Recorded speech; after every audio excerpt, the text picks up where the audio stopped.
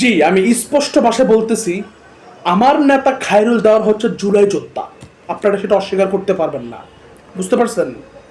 খায়রুল দেওয়ান মানেই হচ্ছে রাজনীতি, রাজনীতি মানে হচ্ছে খায়রুল দেওয়ান। আপনারা কিভাবে যে আমার যে লিডার খায়রুল দেওয়ান প্রধানমন্ত্রী হওয়ার যোগ্যতা রাখে, সে 100% যদি তাকে নির্বাচনে রাখা হতো তাহলে সে প্রধানমন্ত্রী হতো, কিভাবে আপনারা তাকে বাদ দিয়ে রাজনীতি করেন সেটা আমার মাথায় ধরে না।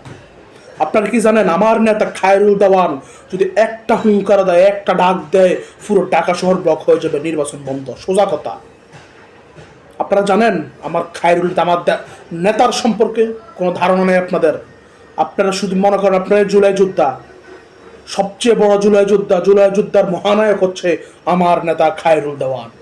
সেটা আপনাদেরকে মাথায় রাখতে হবে। সুতরাং আমি আশাবাদী এই 2026 সালের নির্বাচনের মধ্যে আপনারা আমার নেতা খায়রুল দেওয়ানের পাশে থাকবেন ইনশাআল্লাহ, এবং তাকে প্রধানমন্ত্রী বানাবেন। আশা করি আপনারা ভালো ফলাফল পাবেন।